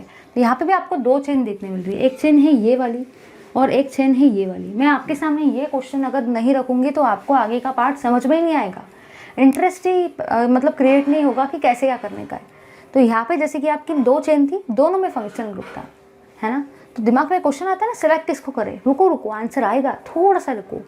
अगर मैं ये एग्जाम्पल में बात करूँ तो यहाँ पे भी आपको एक चेन ये वाली दिख रही है और यहाँ पे भी आपको एक चेन ये वाली दिख रही है। दिमाग में क्वेश्चन आता है ये भी तो फंक्शनल ग्रुप है, और दिमाग में क्वेश्चन ये भी आता है कि ये भी तो फंक्शनल ग्रुप है। फिर मैं ये वाली चेन को कंसिडर करूँ या ये वाली चेन को? कन्फ्यूजन ही कन्फ्यूजन है भाई, सॉल्यूशन का कुछ पता ही नहीं। चलो अब हम लोग देखते हैं कि अगर आप लोग ऐसी मुसीबत में फंस जाते हो, अगर ये मुसीबत जनरली आपको पॉलीफंक्शनल कंपाउंड के केस में ही ऑब्जर्व होंगी, तो ऐसे केस में आप लोग क्या डिसीजन लेंगे? ऐसे केस में आप लोग कौन से चेन को कंसिडर करेंगे, ये वाली चेन को या ये वाली चेन को? यहाँ पे भी वैसा ही, ये वाली चेन को या ये वाली चेन को, कौन सी चेन को आप कंसिडर करेंगे वो अभी हम लोग देखने वाले हैं। उसके लिए मुझे पता होना चाहिए प्रायोरिटी ऑर्डर। प्रायोरिटी का मतलब ये होता है कि अगर आप ऐसी मुसीबत में फंस जाओ तो आपको उस वक्त समझ में आना चाहिए कि इसको कंसिडर करेंगे या इसको। अगर आप ऐसी मुसीबत में फंस गए तो इसको या इसको। चलो देखते हैं उस चीज़ को। प्रायोरिटी ऑर्डर देखो क्या कहता है। अगर मैं बात करती हूँ ना प्रायोरिटी ऑर्डर की, तो जो भी आपका प्रायोरिटी ऑर्डर है वो देखो कैसा होता है। प्रायोरिटी ऑर्डर में सबसे पहले प्रायोरिटी आपके देना है एसिड को, मतलब ये आपके C double bond OH group को। फिर उसके बाद में आप लोग देंगे SO3H ग्रुप को, ठीक है। उसके बाद में आप लोग देंगे ईस्टर को। उसके बाद में आप लोग देंगे एसिड क्लोराइड को। उसके बाद में देंगे आप लोग अमाइड को। उसके बाद में आप लोग देंगे साइनाइड को। उसके बाद में आप लोग देंगे अल्डेहाइड को। उसके बाद में आप लोग देंगे कीटोन को। उसके बाद में कीटोन के बाद में आप लोग देंगे प्रायोरिटी OH को। OH के बाद में आप लोग देते हो priority I think so nitro को। OH के बाद में NH2 आएगा। NH2 के बाद में आपका आएगा अल्कीन, और अल्कीन के बाद में आपका आएगा अल्काइन, और अल्काइन के बाद में आपका देखो क्या क्या आता है। फिर आपका आएगा अल्किल ग्रुप, इसकी सेम प्रायोरिटी होती है नाइट्रो के। फिर आपके आते हैं सारे के सारे हैलोजेंस, और बस इतना ही काफ़ी। और उसमें आपका अल्कोक्सी ग्रुप भी आता है, ठीक है। तो ये होता है आपका प्रायोरिटी ऑर्डर। अब ये प्रायोरिटी ऑर्डर आपको सभी केसेस में फॉलो नहीं करना है। ये प्रायोरिटी ऑर्डर का यूज़ कैसे करना है वो भी मैं आपको समझा के देती हूँ। उससे पहले इतना समझ लो, एक बार क्विकली रिवाइज कर लेते हैं। मोनोफंक्शनल कंपाउंड में आपको प्रायोरिटी ऑर्डर की बिल्कुल भी कोई भी ज़रूरत नहीं, क्योंकि वहाँ पे एक ही फंक्शनल ग्रुप है। वहाँ पे ऐसा क्वेश्चन आपके दिमाग में कभी आएगा ही नहीं, ऐसा कन्फ्यूजन कभी क्रिएट ही नहीं होगा, क्योंकि एक ही फंक्शनल ग्रुप है। लेकिन पॉलीफंक्शनल कंपाउंड में क्या होगा, भले आपको फंक्शनल ग्रुप के नेम आते हो, लेकिन वहाँ पे आपके दो फंक्शनल ग्रुप होने की वजह से आपको थोड़ा सा प्रॉब्लम जाएगा कि मैं कौन सी वाली चेन को कंसिडर करूँ, ये या ये, क्योंकि दोनों में फंक्शनल ग्रुप है। फिर मैंने क्या बताया कि पॉलीफंक्शनल ग्रुप में आपको एक प्रायोरिटी ऑर्डर को फॉलो करना है। अब ये प्रायोरिटी ऑर्डर का यूज़ देखो क्या है, ध्यान से देखना, इसको रट्टा मानना पड़ेगा।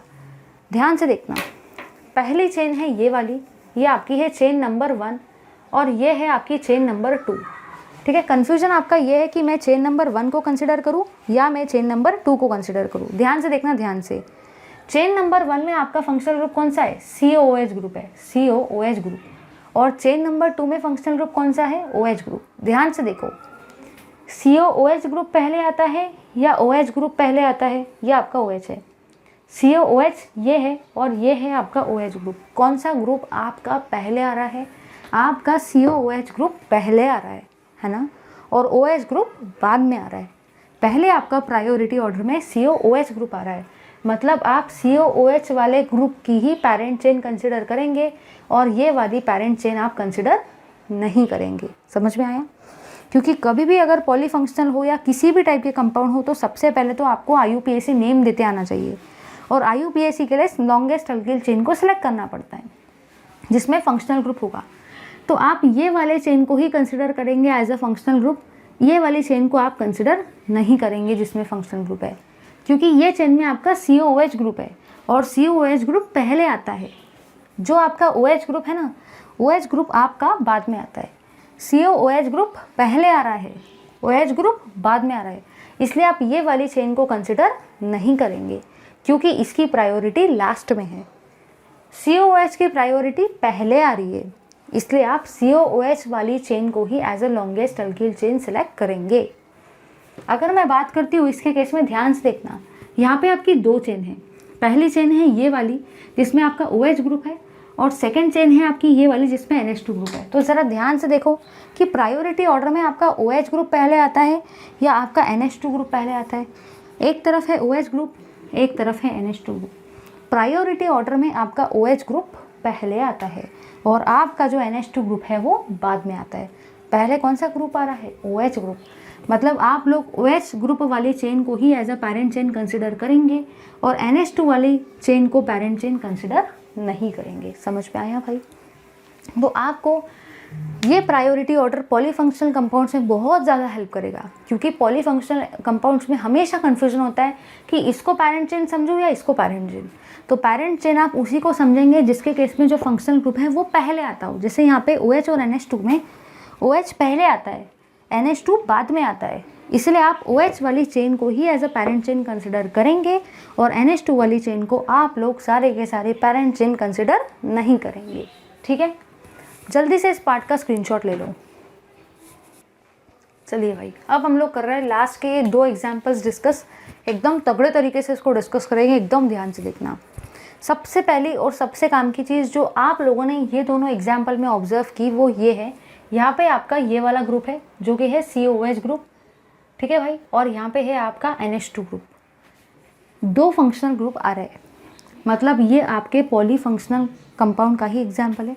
यहाँ पे देखो, यहाँ पे आपका एक ग्रुप है ये वाला C डबल बॉन्ड O और एक ग्रुप है आपका OH। यहाँ पे भी आपके दो फंक्शनल ग्रुप आ रहे हैं। कभी भी अगर कंपाउंड में दो या दो से ज़्यादा फंक्शनल ग्रुप आते हैं तो आप उसको कौन सा कंपाउंड बोलते हो? Polyfunctional compound. तो इतना क्लैरिफाई हो गया कि ये दोनों आपके पॉलीफंक्शनल कंपाउंड के एग्जाम्पल्स है। ठीक है, अब देखो मैं क्या करूँगी। यहाँ पे मेरे पास दो चेन ऑब्जर्व होती है। सबसे पहली चेन मैं यहाँ पे लिख रही हूँ, सब ये हुई आपकी सबसे पहली चेन, ठीक है, और सेकेंड चेन जो है आपकी वो ये वाली है। यहाँ पे भी आपकी दो चेन है। यहाँ पे तो चलो ये एक ही चेन है, इसी को मैं कंसिडर कर रही हूँ, और सेकेंड चेन है आपकी ये वाली। ठीक है, चलो ध्यान से देखना, एकदम ध्यान से। ये दोनों पॉलीफंक्शनल कंपाउंड के एग्जाम्पल तो है। यहाँ पे आपकी एक चेन है ये वाली, दूसरी चेन है ये वाली। वैसे इस एग्जाम्पल में भी एक चेन ये वाली है, दूसरी चेन आपकी ये वाली है। अब दिमाग में क्वेश्चन आता है कि हम लोग पैरेंट चेन कौन सी कंसिडर करें, क्योंकि यहाँ पे भी फंक्शनल ग्रुप है, यहाँ पे भी है, यहाँ पे भी है, यहाँ पे भी है, तो हमारी पैरेंट चेन कौन सी रहेगी? ध्यान से देखना, ध्यान से। तो आप लोग उसके लिए कौन से ऑर्डर को देखेंगे? प्रायोरिटी ऑर्डर को। ध्यान से देखना, एक फंक्शनल ग्रुप है COOH और एक फंक्शनल ग्रुप है आपका NH2। COOH है, ये है आपका COOH और ये है आपका NH2। ध्यान से देखो, इस प्रायोरिटी ऑर्डर में पहले आपका COOH ग्रुप आ रहा है या पहले आपका NH2 ग्रुप आ रहा है? प्रायोरिटी ऑर्डर के लिस्ट में आपका पहले COOH ग्रुप आ रहा है और NH2 ग्रुप आपका बाद में आ रहा है। तो प्रायोरिटी COOH ग्रुप की ज़्यादा है और NH2 ग्रुप की कम है। ठीक है, क्योंकि COOH ग्रुप प्रायोरिटी ऑर्डर में पहले आ रहा है, NH2 ग्रुप प्रायोरिटी ऑर्डर में बाद में आ रहा है। इसी के वजह से COOH ग्रुप मतलब ही कार्बोक्सिल ग्रुप जो है आपका ये वाला, उसकी प्रायोरिटी ज़्यादा है। तो आप ये वाली पैरेंट चेन को कंसिडर करेंगे और ये वाली पैरेंट चेन को कंसिडर नहीं करेंगे। ठीक है भाई, आई होप सबको ये क्लियर हो गया है। चलो इधर देख लेते हैं। यहाँ पे आपके दो फंक्शनल ग्रुप है, एक है OH ग्रुप और एक है आपका C डबल बॉन्ड O वाला ग्रुप। तो अगर आप लोग ध्यान से देखते हो तो एक है आपका OH ग्रुप और एक है आपका C double bond O group, मतलब ही ये वाला ग्रुप। तो अगर आप लोग ध्यान से देखते हो तो CO ग्रुप जो है, मतलब ही आपका जो C डबल बॉन्ड O वाला ग्रुप है वो पहले आता है और आपका जो OH ग्रुप है वो बाद में आता है। मतलब ही जो आपका C डबल बॉन्ड O वाला ग्रुप है उसकी प्रायोरिटी कैसी है? ज़्यादा है, और जो OH ग्रुप है उसकी प्रायोरिटी कम है। मतलब ही आप लोग ये वाली चेन को as a parent chain consider करेंगे जिसमें CO ग्रुप आता है क्योंकि उसकी प्रायोरिटी ज़्यादा है, और आप ये वाली चेन को as a parent chain consider नहीं करेंगे क्योंकि इसमें जो OH ग्रुप है उसकी प्रायोरिटी कम है। तो सीधी सीधी बात, प्रायोरिटी ऑर्डर के केस में जो ग्रुप की प्रायोरिटी है ज़्यादा, मतलब ये जो ग्रुप आपका आता है पहले, आप उसी वाले चेन को as a parent chain consider करेंगे। फिर से सुन लो, प्रायोरिटी ऑर्डर आप पॉलीफंक्शनल कंपाउंड के लिए यूज़ करेंगे। उसमें आपने यहाँ पे ये जाना कि जो कंपाउंड के अंदर में फंक्शनल ग्रुप की प्रायोरिटी ज़्यादा है, फंक्शनल ग्रुप पहले आता है, आप वही वाले कंपाउंड के अंदर में उसी फंक्शनल ग्रुप को as a parent chain consider करेंगे। NH2 बाद में आता है, इसलिए आप इसको as a parent chain consider नहीं करेंगे। इन दोनों के केस में CO ग्रुप पहले आता है, इसलिए आपने ये वाली चेन को as a parent chain consider किया, बट ये वाली चेन को नहीं कर रहे क्योंकि OH ग्रुप बाद में आता है। ठीक है, अब ज़रा इधर देखते। सबसे पहले अब मुझे यहाँ पे क्या करना है, मुझे यहाँ पे जो करना है वो है भाई नंबरिंग। चलो अभी हम लोग करेंगे नंबरिंग को। सबसे पहले देखो मैं क्या कर रही हूँ, सबसे पहले मैं नंबरिंग दूंगी लेफ्ट हैंड साइड से, दोनों साइड से हम लोग करेंगे। ये होगा 1, ये होगा 2, ये होगा 3, ये होगा आपका 4, और यहाँ पे मैं नंबरिंग राइट हैंड साइड से भी दूंगी। ये होगा आपका 1, ये होगा 2, ये होगा 3, ये होगा 4। यहाँ पे भी वैसा ही करेंगे, पहले लेफ्ट हैंड साइड से देंगे 1, 2, 3, 4, 5, और फिर हम लोग नंबरिंग देंगे आपके राइट हैंड साइड से 1, 2, 3, 4, 5। आप लोगों ने यहाँ पे ये देखा भाई कि लेफ्ट हैंड साइड से नंबरिंग करने पर आपके फंक्शनल ग्रुप को कौन सा नंबर मिल रहा है, एक नंबर मिल रहा है 2 और सेकंड नंबर आपको मिल रहा है 4। तो लेफ्ट हैंड साइड से अगर आप लोग नंबरिंग करते हो तो आपके फंक्शनल ग्रुप को नंबर मिल रहा है 2 और 4। बट वही अगर आप लोग नंबरिंग राइट हैंड साइड से करते हो तो आपके फंक्शनल ग्रुप को कौन सा नंबर मिल रहा है, 1 और 3। तो लेफ्ट हैंड साइड से नंबरिंग करने पर फंक्शनल ग्रुप को 2 और 4 नंबर मिल रहा है, और राइट हैंड साइड से नंबरिंग करने पर फंक्शनल ग्रुप को 1 और 3 नंबर मिल रहा है। 2 और 4 नंबर आपका बड़ा है ना, और 1 और 3 नंबर आपका छोटा है। हमारा रूल क्या कहता है कि नंबरिंग ऐसे दो सच दैट फंक्शनल ग्रुप को या अटैच ग्रुप को छोटे से छोटा नंबर मिले। 2 और 4 बड़ा हो गया, मतलब आप लोग लेफ्ट हैंड साइड से नंबरिंग को नहीं करेंगे, और आप लोग नंबरिंग कौन से साइड से करेंगे, राइट हैंड साइड से ही करेंगे। ठीक है, आई होप सबको ये पॉइंट एकदम बेस्ट वे में क्लियर हो गया है। लेफ्ट से 2, 4 मिल रहा है जो कि बड़ा है, और राइट से 1, 3 मिल रहा है जो कि छोटा है। तो चलो नंबरिंग करते हैं। ध्यान से देखना, आपके थर्ड पोजीशन पर कौन सा ग्रुप है, अमीन ग्रुप है ना। थर्ड पोजीशन पर आपका अमीन ग्रुप है, इसीलिए मैंने यहाँ पे 3 लिखा है क्योंकि थर्ड नंबर पर है। हम लोग राइट से कर रहे हैं ना, तो थर्ड नंबर पे आपका NH2 ग्रुप है। ठीक है, ध्यान से देखो ज़रा, आपके NH2 ग्रुप के लिए जो भी प्रीफिक्स आप यूज़ करते हो, जो भी प्रीफिक्स आप यूज़ कर रहे हो, मतलब जिसको भी आप पहले यूज़ करें उसका नाम क्या है, अमीनो। NH2 ग्रुप के लिए जो भी आपका प्रीफिक्स है वो क्या है, अमीनो, इसलिए मैंने यहाँ पे क्या लिखा, 3 अमीनो। आई होप सबको ये पॉइंट क्लियर हो गया। NH2 मतलब अमीन होता है, लेकिन प्रीफिक्स में उसको क्या बोलते हैं, अमीनो, इसलिए मैंने लिखा अमीनो। थर्ड पोजीशन पर है तो 3 अमीनो। यहाँ पे आपके टोटल कार्बन कितने हैं, 4। टोटल कार्बन अगर 4 है तो 4 कार्बन वाले अल्केन का नाम आपका रहता है ब्यूटेन, इसलिए मैंने यहाँ पे लिखा ब्यूटेन। यहाँ पे आपका एक और फंक्शनल ग्रुप है COOH ग्रुप, और COOH ग्रुप के लिए आपका जो सफिक्स होता है वो कौन सा होता है, ओइक एसिड, इसलिए मैंने यहाँ पे क्या लगाया, ब्यूटेनोइक एसिड। ठीक है, एक बार फिर से देख लो, ये साइड से तो नहीं कर रहे, क्यों नहीं कर रहे समझ गया, इस साइड से कर रहे हैं। थर्ड नंबर पे NH2 है, NH2 में प्रेफिक्स का नाम क्या है, अमीनो, इसलिए मैंने यहाँ पे अमीनो लिखा। टोटल 4 कार्बन थे तो ब्यूटेन। COOH ग्रुप का जो आपका सफिक्स वाला नाम है वो क्या है, ओइक एसिड, इसलिए मैंने यहाँ पे क्या लगाया, ओइक एसिड। ठीक है, चलो इधर आ जाओ, ध्यान से देखना, ध्यान से। यहाँ पे भी आपके 2 फंक्शनल ग्रुप थे, ये वाला और ये वाला। आई होप आपको समझ गया कि यही आपकी पेरेंट चेन, ये वाली तो नहीं है। फिर आपने नंबरिंग की, तो आपके लेफ्ट हैंड साइड से नंबरिंग करने के बाद फंक्शनल ग्रुप को एक मिल रहा है आपका सेकेंड नंबर, और इधर से मिल रहा है थर्ड नंबर। ठीक है, और राइट हैंड साइड से नंबरिंग करने के बाद आपके फंक्शनल ग्रुप को मिल रहा है थर्ड और फोर्थ नंबर। ध्यान से देखो, ध्यान से, जब आप लोग लेफ्ट हैंड साइड से नंबरिंग कर रहे हो ना, तो लेफ्ट हैंड साइड से नंबरिंग करने पर एक फंक्शनल ग्रुप ये है, दूसरा ये है। तो लेफ्ट हैंड साइड से नंबरिंग देने पर आपके फंक्शनल ग्रुप को मिल रहा है एक तो सेकेंड नंबर, क्योंकि सेकेंड नंबर पे ये है, और दूसरा आपको मिल रहा है थर्ड नंबर। ठीक है, लेफ्ट से नंबरिंग करने के बाद आपके फंक्शनल ग्रुप को सेकेंड और थर्ड नंबर मिल रहा है। वही जब आप नंबरिंग राइट से कर रहे हो ना, तो आपके फंक्शनल ग्रुप को थर्ड नंबर मिल रहा है और फोर्थ नंबर मिल रहा है। तो आप ही बताओ भाई, 2 और 3 छोटा है या 3 और 4 छोटा है? आपका 2 और 3 छोटा नंबर है। रूल के हिसाब से हमें वैसे ही नंबरिंग को देना है जिस डायरेक्शन से आपके फंक्शनल ग्रुप को छोटे से छोटा नंबर मिलता हो। मतलब आप लोग इस एग्जाम्पल के केस में लेफ्ट हैंड साइड से नंबरिंग करेंगे और आप लोग राइट हैंड साइड से नंबरिंग नहीं करेंगे, क्योंकि राइट हैंड साइड से आपका नंबर ज़्यादा आ रहा है फंक्शनल ग्रुप का, जो कि एब्सोल्युटली रॉन्ग है। ठीक है, तो लेफ्ट हैंड साइड से नंबरिंग करेंगे। चलो इधर आ जाओ। सेकेंड पोजीशन पर आपका OH ग्रुप है। सेकेंड पोजीशन पर OH है, इसलिए मैंने 2 लिखा। आई होप सबको क्लियर हो गया, क्योंकि ये सेकेंड पोजीशन पर है। जब भी आपका OH ग्रुप आता है तो OH ग्रुप के लिए आपका जो प्रेफिक्स का नेम होता है वो क्या होता है? हाइड्रोक्सी। इसलिए मैंने यहाँ पे भी क्या लिखा? हाइड्रोक्सी। ठीक है, तो आपको समझना है, पहले मैंने चेन को कंसिडर किया, लॉन्गेस्ट चेन कौन सी थी वो बताया according to priority order of functional group. फिर मैंने आपको नंबरिंग देके बताया कि कौन से साइड से हम लोग नंबरिंग करेंगे। सेकेंड नंबर पे आपका OH ग्रुप है, और जो आपका OH ग्रुप है उसका प्रेफिक्स वाला नाम क्या है? हाइड्रोक्सी। इसलिए मैंने यहाँ पे क्या लिखा? हाइड्रोक्सी। ठीक है, आप ज़रा इधर देखो, यहाँ पे आपके टोटल कार्बन कितने हैं? 5, और टोटल कार्बन अगर 5 होते हैं तो उसी का नाम क्या होता है? पेंटेन। ठीक है, थर्ड नंबर पे है आपका C double bond O group, इसलिए मैंने 3 लिखा। अब ये जो आपका C double bond O group है, मतलब ये आपका जो CO ग्रुप है उसका जो आपका सफिक्स वाला नाम होता है वो क्या होता है? ओन होता है। इसलिए मैं यहाँ पे क्या लिखूँगी? इसलिए मैं यहाँ पे लिखूँगी ओन।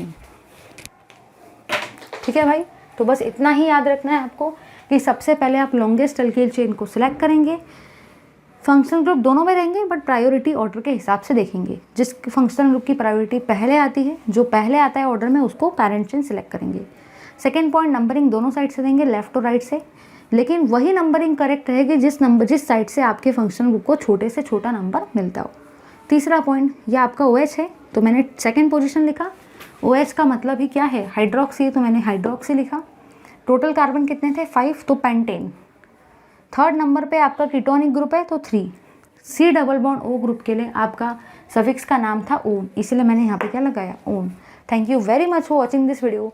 मैं अगर बोलूँ ना तो इस चैप्टर में आज का क्लास सबसे ज़्यादा इंपॉर्टेंट था। हो सकता है थोड़ा बोरिंग लगा होगा, क्योंकि हार्ड चीज़ बोरिंग लगती ही है, लेकिन हार्ड चीज़ डाइजेस्ट करना भले डिफ़िकल्ट हो, बट एक बार समझ गई ना तो कंसेप्ट ही क्लियर हो जाता है ज़िंदगी भर के लिए। 12th में भी बहुत ज़्यादा आपको हेल्प मिलेगा ये वाले क्लास का। ये वाले क्लास जिसने किया है ना, उसके 12th स्टैंडर्ड के 5 से 4 चैप्टर जो है सब में IUPAC नेम क्लियर हो जाएंगे अगर आप लोग ट्राई करते हो तो। Keep watching my video. Chapter बहुत बड़ा है, थोड़ा टाइम लगेगा इसको कवर करने में। Thank you.